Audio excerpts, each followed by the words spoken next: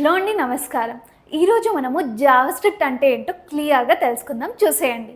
So ఫస్ట్గా అయితే ఈ జావాస్క్రిప్ట్ని మనము ఎందుకు నేర్చుకోవాలి అంటే ఒక క్లారిటీ ఇస్తాను, చూసేయండి. సో ముందుగా మనమైతే వెబ్ డెవలప్మెంట్ తీసుకుందాం. వెబ్ డెవలప్మెంట్ తీసుకున్నాక మనకైతే ఇక్కడ వెబ్ డెవలప్మెంట్ అనేది తీసుకుంటున్నాం. సో వెబ్ డెవలప్మెంట్లో మనకు ఫస్ట్ ఏముంటుందండి? HTML, CSS, బూట్స్ట్రాప్ ఉంటుంది, ఓకే, అండ్ అలాగే జావాస్క్రిప్ట్ ఉంటుంది.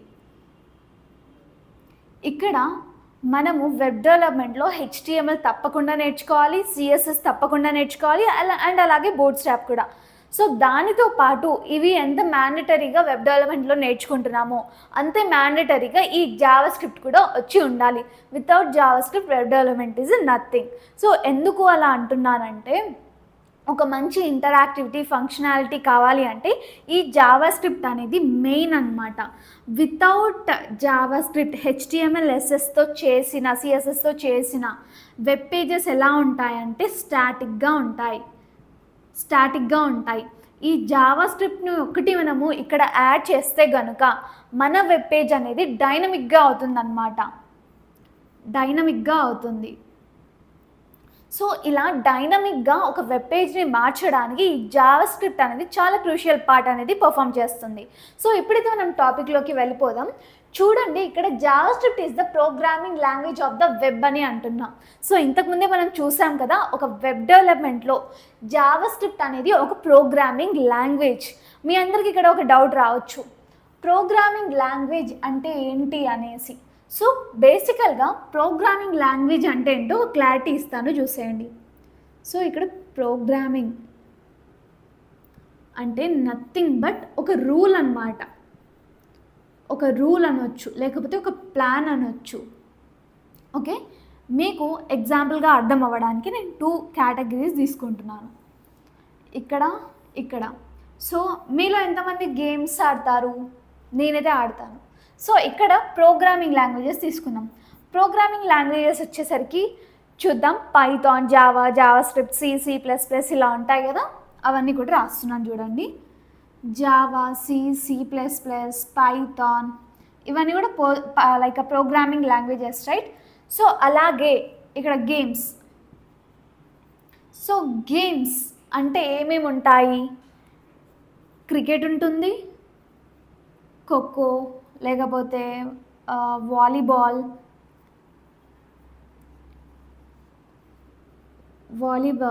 కబడ్డీ ఉంటుంది. సో ఇలా చాలా ఉంటాయి కదా, ఈవెన్ రన్నింగ్ అలాంటివి కూడా. సో ఇక్కడ ఏం చేస్తున్నాం? ప్రోగ్రామింగ్ లాంగ్వేజెస్ అంటే ఇలా డిఫరెంట్ జావా, C, పైథాన్ అనేసి చెప్తున్నాం. గేమ్స్ అంటే ఇలా క్రికెట్, కబడ్డీ, వాలీబాల్, రన్నింగ్ ఇవన్నీ కూడా చెప్తున్నాం. మరి ఇక్కడ ప్రోగ్రామింగ్ అంటే ఏంటి అంటే ఒక రూల్, ఒక ప్లాన్ అనేసి చెప్తున్నాం. సో మీకు ఇంకా సింపుల్గా చెప్పాలి అంటే ఇక్కడ ప్రోగ్రామింగ్ అంటే సెట్ ఆఫ్ ఇన్స్ట్రక్షన్స్ అన్నమాట. Set of instructions.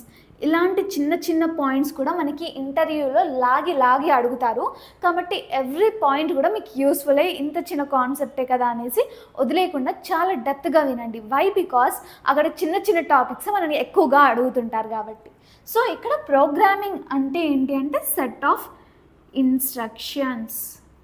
Okay, set of instructions అనేసి అంటున్నాం.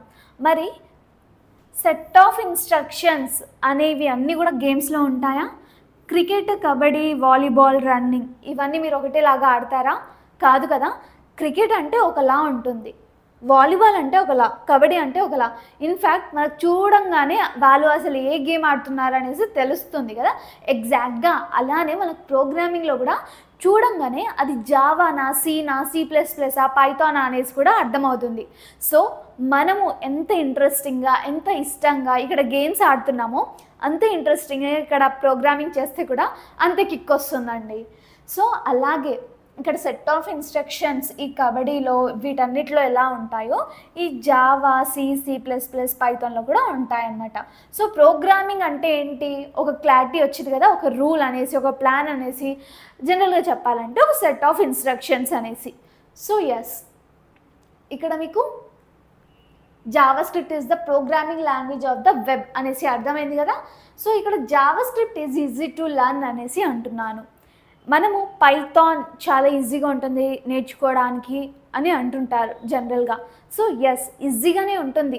ఎప్పుడు ఈజీగా ఉంటుంది? మనకి ఇంట్రెస్ట్ ఉండి మనం దానిపైన కూర్చుని లైక్ ప్రాక్టీస్ చేస్తే చేస్తే చేస్తే ఈజీగా వస్తుంది, రైట్? అంతే ఈజీగా ఈ జావా స్క్రిప్ట్ కూడా మనం మంచిగా నేర్చుకుంటే చాలా ఈజీగా ఉంటుందండి. తర్వాత వచ్చేసరికి Java script is a high level programming language అనేసి అంటున్నాను. సో ఇక్కడ మీకు ఒక డౌట్ రావచ్చు, జావా స్క్రిప్ట్ అనేది జస్ట్ ప్రోగ్రామింగ్ లాంగ్వేజ్ అనేసి ఆల్రెడీ చెప్పావు కదా, మళ్ళీ హై లెవెల్ అనేసి ఎందుకు చెప్తున్నావు? హై లెవెల్ అంటే ఏంటి అనేసి మీకు డౌట్ వచ్చి ఉంటుంది. దాన్ని కూడా క్లారిఫై చేస్తాను చూడండి. సో జనరల్గా హై లెవెల్ ప్రోగ్రామింగ్ లాంగ్వేజ్ అంటే, ఇక్కడ హై లెవెల్ లాంగ్వేజ్ అంటే,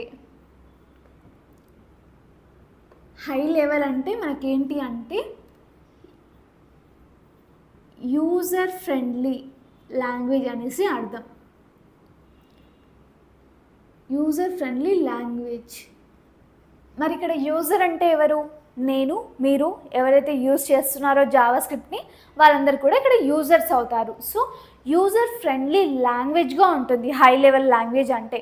మీరు ఇక్కడే కాదు, పైథాన్ తీసుకున్నా ఏది తీసుకున్నా కూడా user friend like high level language అంటే ఇదే డెఫినేషన్. అండ్ తర్వాత మీరు ఇంకా ఇది లో లెవెల్ లాంగ్వేజ్ కాదు, కాకపోతే లో లెవెల్ లాంగ్వేజ్ అని కూడా మీరు వినే ఉంటారు, రైట్? లో లెవెల్ లాంగ్వేజ్ అంటే మరేంటి అంటే అది మెషిన్ ఫ్రెండ్లీ లాంగ్వేజ్ అన్నమాట. Machine friendly language. సో ఇక్కడి వరకు జావా స్క్రిప్ట్ అంటే ఒక క్లారిటీ వచ్చింది, అసలు అది ఏంటి, ఎందుకు నేర్చుకోవాలి అనేసి. సరే, మరి వెబ్ డెవలప్మెంట్లో HTML, CSS, జావా స్క్రిప్ట్ అనేసి చెప్పేశావు, అసలు ఏది ఎందుకు యూజ్ అవుతుంది ఇది కూడా మీకు తెలియాలి కాబట్టి చెప్తున్నాను. సో ఫస్ట్గా మనము HTMLతో మనం ఏం చేస్తామంటే స్ట్రక్చరింగ్ అండ్ కంటెంట్ డిస్ప్లే అనేది చేస్తాం. ఫర్ ఎగ్జాంపుల్ ఇక్కడ చూడండి. సో ఇది ఒక వెబ్ పేజ్, మీరు క్రియేట్ చేసిన వెబ్ పేజ్, ఓకే? సో ఈ వెబ్ పేజ్లో జనరల్గా మీరు ఏం చేస్తారు, ఒక డేటా ఎంటర్ చేస్తారు. ఇలా డేటా ఎంటర్ చేసి ఓకే నా వెబ్సైట్ అనేది కంప్లీట్ అయిపోయింది అనేసి, వెబ్ పేజ్ అనేది కంప్లీట్ అయిపోయింది అనేసి ఇచ్చేస్తారు. సో ఇది ఇలా ఉంటుంది. దీంట్లో ఓపెన్ చేస్తే ఏముంటుంది, ఒక సాదా సీదా డేటా ఉంటుంది, కంటెంట్ ఉంటుంది. సో ఇలా ఒక డాక్యుమెంట్, ఒక స్ట్రక్చర్ని మనం డిఫైన్ చేసే దేంతో అంటే ఈ HTMLతో. HTML అంటే స్ట్రక్చరింగ్ అండ్ కంటెంట్ డిస్ప్లే అనేసి అర్థమైపోయింది కదా. నెక్స్ట్ CSS అంటే క్యాస్కేడింగ్ స్టైలింగ్ షీట్. దీని పేరులోనే ఉంది, ఇది ఒక స్టైలింగ్ సంథింగ్ అనేసి. ఈ HTMLతో చేసిన డాక్యుమెంట్ ఏదైతే ఇది ఉందో దానికి ఈ CSS యాడ్ చేయడం వల్ల కొంచెం స్టైలింగ్ వస్తుంది, ఓకే? కొంచెం స్టైలింగ్ వస్తుంది. ఎలా అయితే మీరు జనరల్గా ఎలా ఉంటారు, ఒక ప్యాంటు షర్టు ఒక టాప్ అలా వేసుకొని ఇంట్లో ఉంటారు. అదే పెళ్ళి అంటే ఎలా రెడీ అవుతారు, లేకపోతే ఫంక్షన్ లేకపోతే బయటికి వెళ్ళేది ఉంది అంటే ఎలా రెడీ అవుతారు, అన్నీ లిప్స్టిక్స్, మీ బాయ్స్ ఎవ్రీథింగ్ మంచి షర్ట్స్ ప్యాంట్స్ అలా వేసుకొని మంచిగా రెడీ అవుతారు. అంటే ఇక్కడ మీకు సింపుల్గా చెప్పాలంటే నువ్వు ఎవరైతే ఉన్నావో నువ్వు ఒక HTML, నువ్వు మంచిగా స్టైల్ అవ్వడం అంటే మంచి షర్ట్ వేసుకున్నావు, మంచిగా లైక్ మేకప్ చేసుకున్నావు, మంచిగా హెయిర్ స్టైలింగ్ చేసుకున్నావు, మంచి షూస్ వేసుకున్నావు, ఇవన్నీ కూడా మనకి CSS అనమాట. నువ్వు ఒక HTML అయితే ఇది ఒక CSS. మరి జావా స్క్రిప్ట్ ఎలా వర్క్ అవుతుంది అంటే నీకు ఎలా అయితే అందంగా రెడీ అయ్యావో CSSతో, ఓకే, ఎలా అయితే HTMLతో మంచి స్ట్రక్చర్ ఉందో నీకు మంచి అంటే ఇక్కడ నీ బాడీని లైక్ జిమ్ చేస్తే HTMLతో మనము ఒక బాడీ వచ్చింది, CSSతో జిమ్ చేస్తే బాడీ ఎలా ఉంటుంది అలా వచ్చేసింది. అండ్ నువ్వు మిగతా ఆర్నమెంట్స్, షర్ట్స్, ఎవ్రీథింగ్ కూడా జ్యువెలరీ ఎవ్రీథింగ్ కూడా వేసేసుకున్నావు. మరి జావా స్క్రిప్ట్ ఎలా అంటే ఫంక్షనాలిటీ, ఇంటరాక్షన్ అనేది పెంచుతుందని మనకు తెలుసు కదా. సో నువ్వు ఎలా అయితే ప్రవర్తిస్తున్నావో వేరే వాళ్ళతో అదొక జావా స్క్రిప్ట్ అనమాట. ఇక్కడ అంటే నువ్వు ఎలా మాట్లాడుతున్నావు, ఎలా రెస్పాండ్ అవుతున్నావు, అందరితో ఎలా ఉన్నావు, ఓవరాల్గా నీ పర్ఫార్మెన్స్ ఎలా ఉంది, నీ వల్ల ప్రొడక్టివిటీగా ఉందా లేకపోతే లేజీగా ఉందా, ఏం చేయకుండా అలానే ఉందా, నువ్వు మంచిగా ఉంటే, నువ్వు ఒక ప్రొడక్టివిటీగా ఉంటే, అందరితో మంచిగా ఉంటే, నీ మాట్లాడడం మంచిగా ఉంటే, ఇలాంటి ఫంక్షన్స్ అన్నీ కలిపేసి మనం జావా స్క్రిప్ట్ అనేసి ఇందులో అంటున్నాం. ఎగ్జాక్ట్గా ఇది ఇక్కడ ఒక డాక్యుమెంట్ అంటే సిఎస్ఎస్తో ఇలా స్టైలింగ్ వచ్చేసింది. దాని తర్వాత మనము ఈ జావా స్క్రిప్ట్ యాడ్ చేయడం వల్ల దీని యొక్క ఫంక్షనాలిటీ, ఇంటరాక్షన్, యూజర్ ఇంటరాక్షన్ అనేది పెరుగుతుంది. సో అది ఇక్కడ చెప్పుకుంటున్నామండి. సిఎస్ఎస్ వల్ల స్టైలింగ్ యాడ్ అవుతుంది, జావా స్క్రిప్ట్ వల్ల ఫంక్షనాలిటీ, ఇంటరాక్షన్ అనేది అవుతుంది. మీకు ఇక్కడ మిమ్మల్ని మీరు చూసుకుంటే జావా స్క్రిప్ట్ అంటే ఏంటి, సిఎస్ఎస్ అంటే ఏంటి, హెచ్టిఎంఎల్ అంటే ఏంటి అనేసి ఒక క్లారిటీ వచ్చేసింది. నువ్వు ఎంత మంచిగా రెడీ అయినా, లైక్ ఎంత మంచిగా ఉన్నా సరే, లైక్ నీ దగ్గరికి ఎవరు రారు వితౌట్ జావా స్క్రిప్ట్. ఎందుకంటే జావా స్క్రిప్ట్ అనేది ఒక ఫంక్షనాలిటీ, నువ్వు మంచిగా పర్ఫామ్ చేయాలి అక్కడ, అప్పుడే నీ దగ్గరికి అందరూ వస్తారు. నేను అందరూ మంచిగా లైక్ ఈ Java script, without Java script website ఏదైనా చేస్తే, వెబ్ పేజ్ ఎవరైనా చేస్తే ఎవరు కొనరు, రైట్? వెబ్ పేజ్ అంటే జనరల్గా అన్నీ కలిపి ఉండాలి. సిఎస్ఎస్, హెచ్టిఎంఎల్, బూట్ స్ట్రాప్, వీటితో పాటు జావా స్క్రిప్ట్ అండ్ ఇంకా ఉన్నాయి, రియాక్ట్ జేఎస్, ఇంకా ఫ్రేమ్వర్క్స్ అవన్నీ కూడా వస్తాయి మెల్లిగా. సో అవన్నీ ఉంటే ఒక ప్రాపర్ మనిషి, లేకపోతే ఒక ప్రాపర్ వెబ్సైట్, వెబ్ పేజ్ అవుతారు కదా. సేమ్ ఎగ్జాక్ట్గా ఇక్కడ జావా స్క్రిప్ట్ అలా ఫంక్షన్ అవుతుంది. ఓకే, ఇక్కడ మనము ఇలా యూజ్ చేస్తాం జావా స్క్రిప్ట్ని. సో మీకు ఇప్పుడు ఒక జావా స్క్రిప్ట్ అంటే ఏంటి, ఎందుకు యూజ్ చేస్తామనేసి ఒక క్లారిటీ వచ్చింది. మీరు ఇంత ముందుకు నేర్చుకున్న హెచ్టిఎంఎల్, సిఎస్ఎస్ కానీ దానివల్ల కూడా అసలు ఎందుకు అవి యూజ్ చేస్తామనేసి ఎగ్జాంపుల్స్ వల్ల ఒక క్లారిటీ అనేది మీకు వచ్చేసింది కదా.